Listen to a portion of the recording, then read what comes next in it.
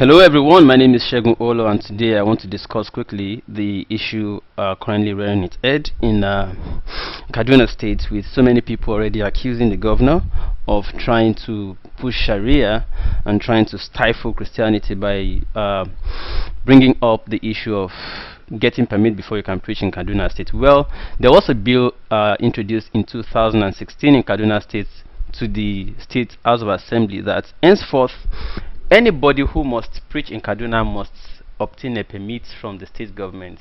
Well, this has generated so much controversies, with so many people saying, why do I need a permit if I already have anointing to preach? Where is it stated, even in the Bible or Quran, that you must need the permit of the state government before you can go and win souls or preach the gospel? Well, what are the merits of this kind of bill that says you must have permits of the state government before you can go out to preach? And what are the demerits? Christians and Muslims have both reacted, but the Christians are reacting more, saying that it is aimed at them in order to shut some specific or target preachers from coming to the public to preach. Well, how would this affect the gospel, winning of souls for the kingdom of God, whether as Christians or as Muslims? What are the actual contents of this bill? And how will it affect or even promote peace as claimed by the proponents of the content of the bill or by the sponsors of it? Well, I'll come shortly after to talk about this, after showing you this video of one of the reactions by a preacher, Pastor Chris Okafo, I guess that is his name, and then we'll come back to discuss this matter together. Pastor Chris Okafo, let us hear him, and then we'll come back to talk about this. I want us to pray for one more thing. One of my sons in the Lord, who is a pastor in Kaduna State, brought something to my attention. He said there are some new laws. They call it El-Rufai new laws. And this is a message to El-Rufai.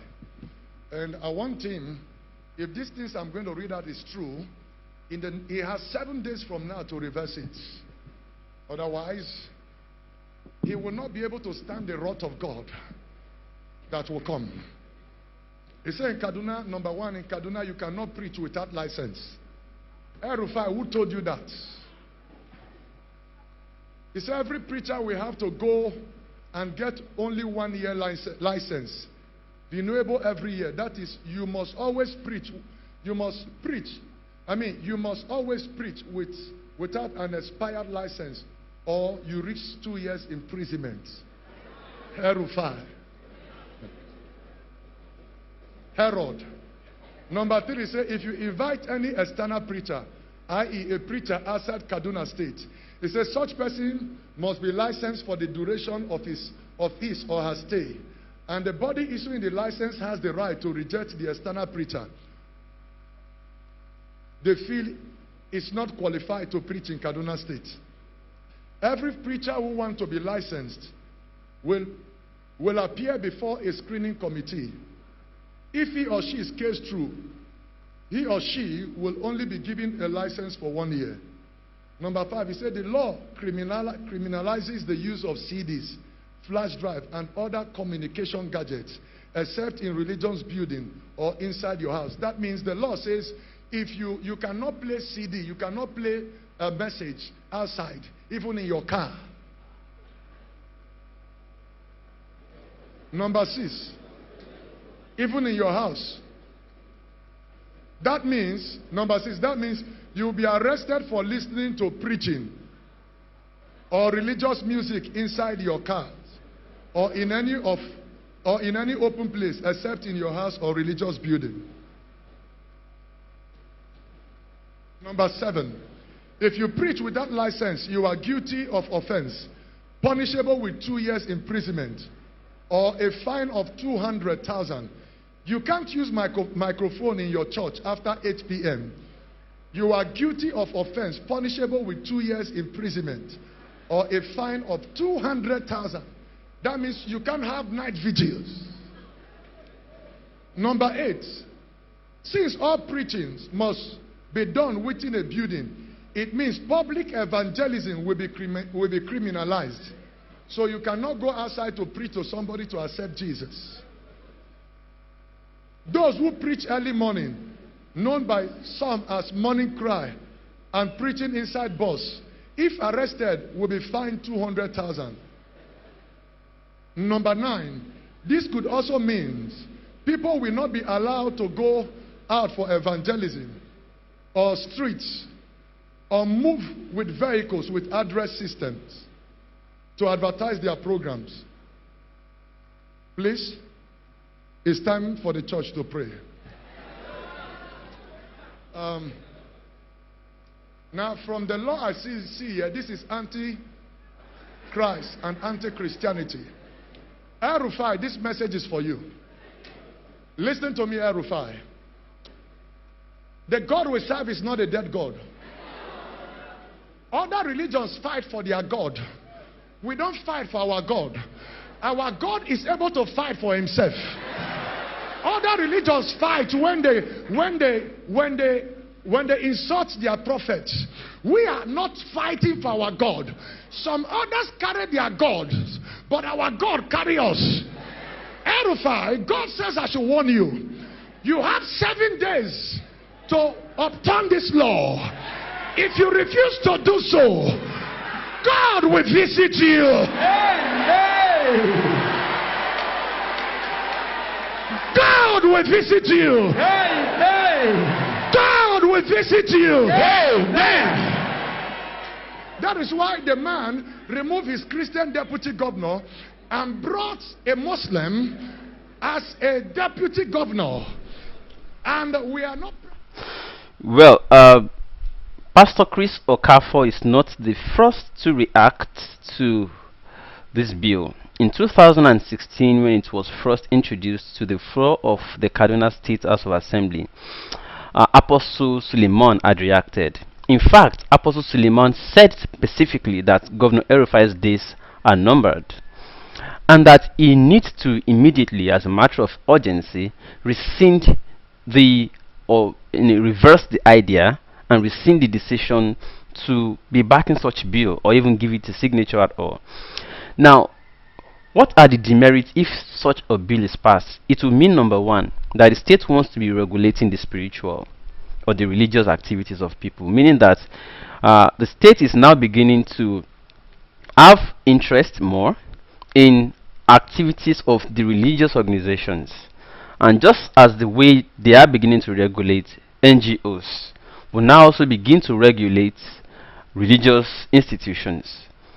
Now, some people have said that even though it includes the law will affect both Christians and Muslims to legislate upon how they carry out or on with their activities, especially for saying that some of the people do not actually have the requisite knowledge about what they're preaching. They just everybody will just wake up and say they have a calling. Well, it is not wrong to have a calling. It is also not bad if you feel that is what you want to do or you have passion for. Okay, it also helps your faith if you preach. That is for those that are religious people. Okay, but one religion, especially the Christians, through the Christian Association of Nigeria, is alleging that it is aimed more at the Christians, even though they made it look like it is both the Christians and the Muslims that will require the permits. Okay, so it is alleged that the governor or the states have some specific persons in mind who they do not want to preach, especially in Kaduna State, and that if such governor has a state at the national level, they will also introduce the same thing nationally, part of the alleged Islamization agenda. Even though the bill says both Christians and Muslims, this time the Christians are alleging that it is targeted at them, particularly at certain preachers, meaning that even though they will give permits to some people, they will deliberately exclude some people. For example, because there is a commission set up for this purpose of giving permits to who is qualified to preach or who is not qualified to preach. What they will now do is to look at your antecedent as you apply for that permit and say, okay, you have been preaching to promote oneness or unity, or you have been preaching to disunite people. As a result, it is against the interest of the state to unite people and make the state a place of peaceful coexistence of all ethnics and all people of all faiths. So they want to use all of this to regulate who and who is preaching in Kaduna State, which may in turn begin to affect the national space.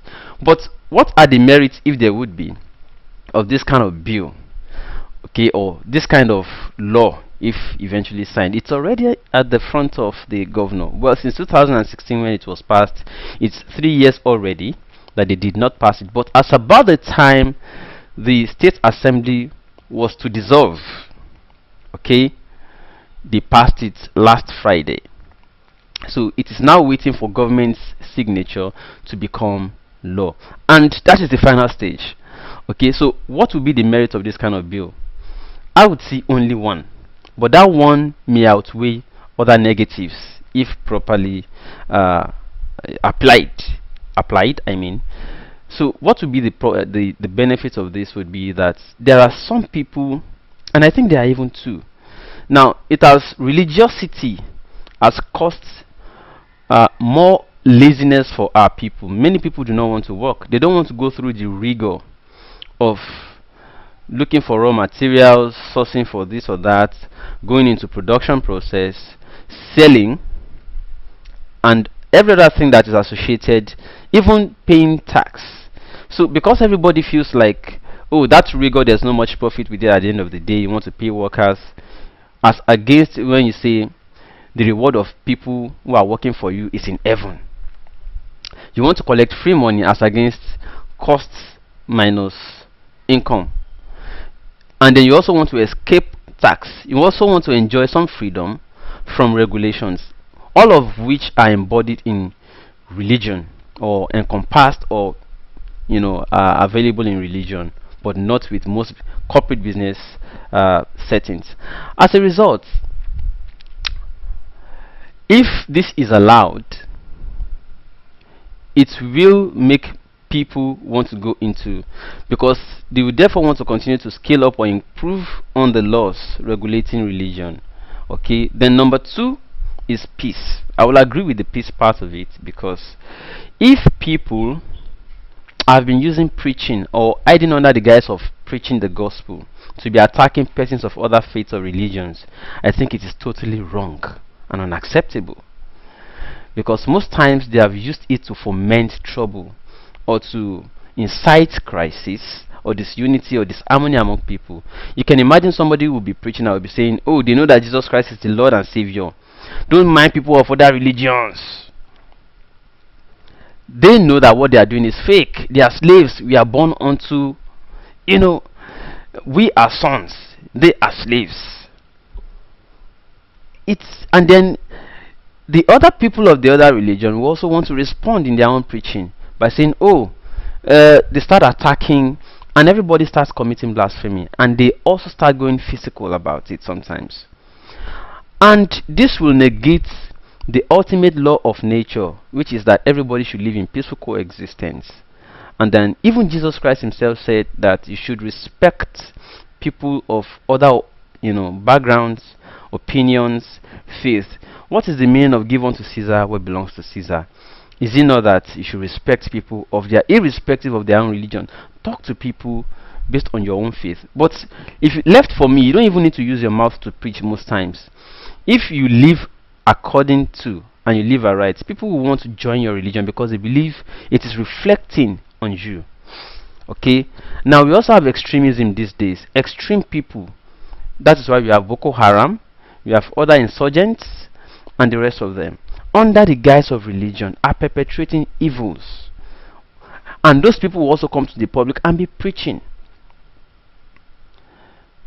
And they are promoting hatred against one another, promoting hatred, religions against religions, which is why I believe also that these people need to be cautioned. And if the religious organizations that so exist cannot successfully caution these people, then the state wants to wade in through its regulatory powers, legislative powers. So I think it will to some extent promote peace if it becomes law that you cannot just go outside and be disturbing public peace. By the way, why should we be fighting each other over what religion is better over the other? Okay, if you want to be religious, go into the church, go into the mosque, do your thing. Faith or religiosity is personal. Believing God is personal. Do it personally in your respective places of worship. Then come out to the public when it concerns public good. Like for instance, it doesn't matter to me whether the governor is a Christian or a Muslim. What matters to me is governance. So why should I be holding the religion of the Israelis on my head, or holding the religion of the Arabs on my head to fight my own brother? In fact, God even wants us to be united.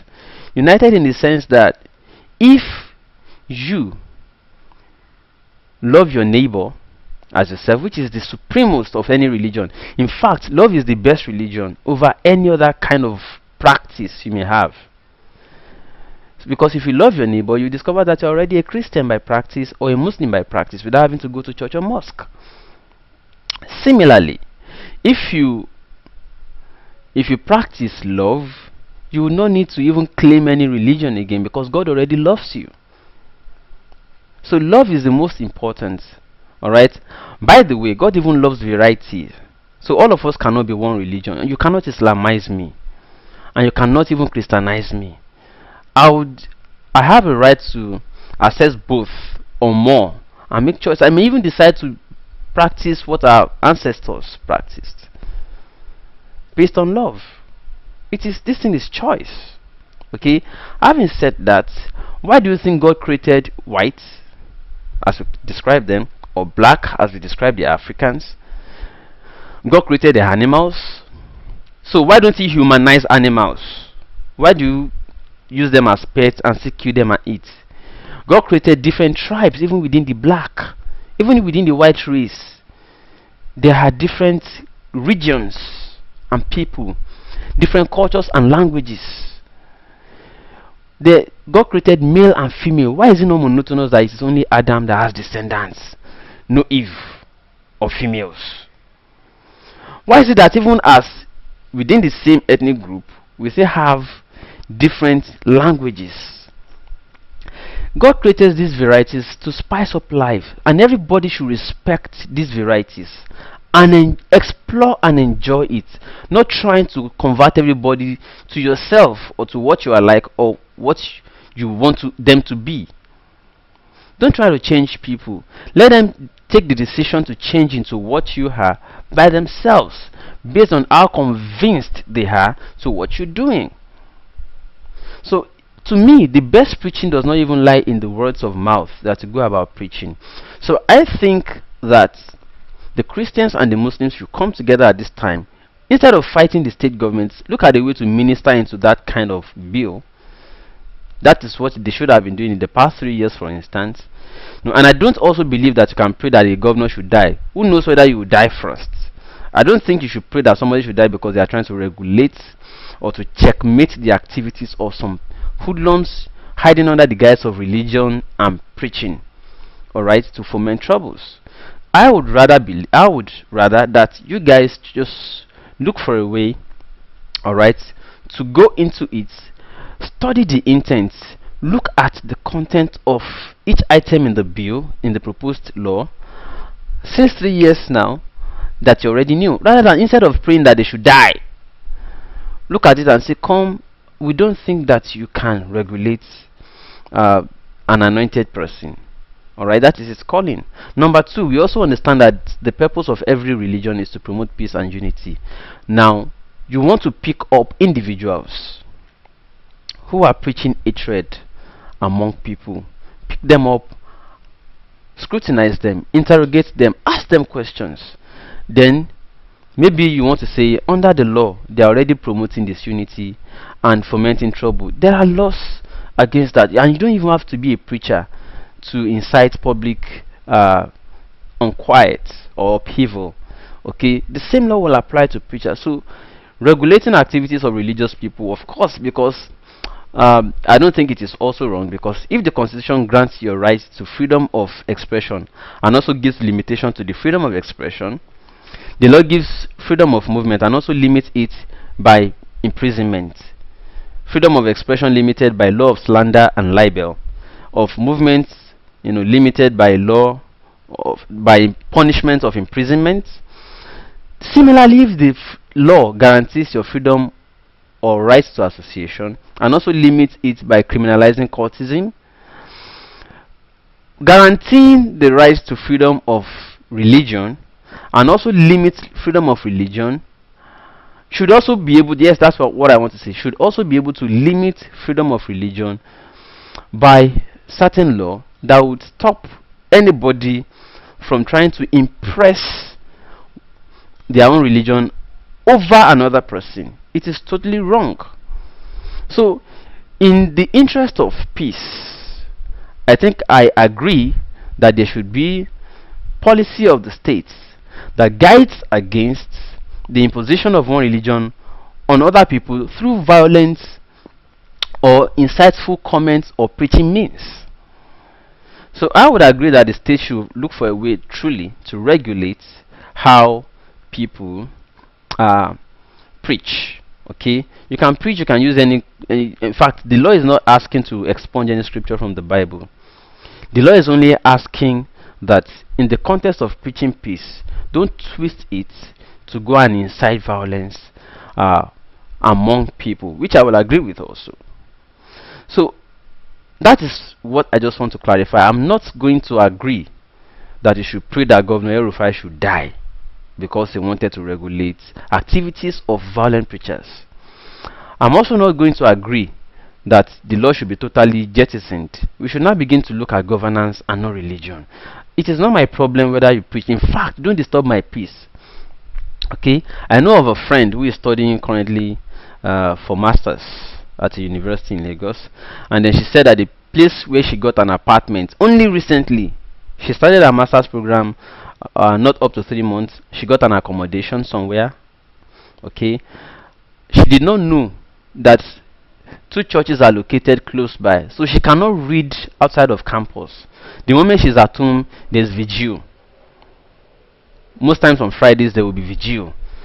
Sometimes they'll have prayer warrior vigil aside from the normal church regular vigils on Friday, and they will be disturbing her. She cannot read, so sometimes she's afraid to go home, and sometimes she will come back.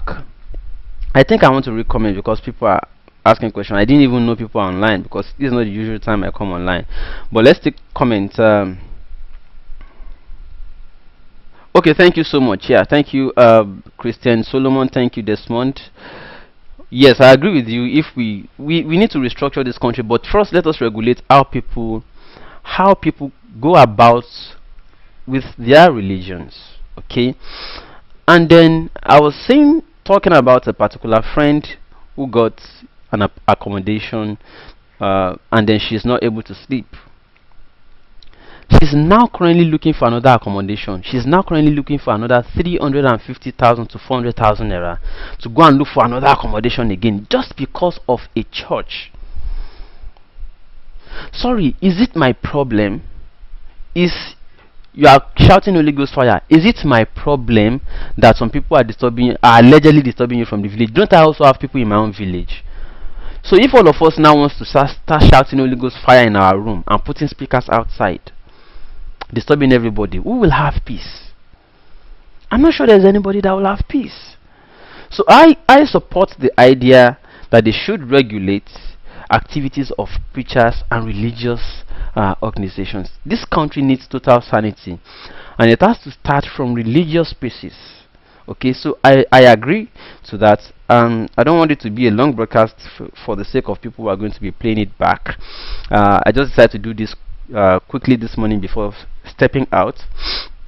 I tried doing this topic last night when majority of people would be online, but I had troubles with the network, so I gave it up. So I just said, okay, let me quickly treat this, because this evening we should be treating another topic altogether. So that is the food for thought today. Now, that is my own view. What do you think about this proposed bill in Kaduna State? And do you also think this proposed law in Kaduna State, do you also think that the same law should apply and that other states should also start copying this law?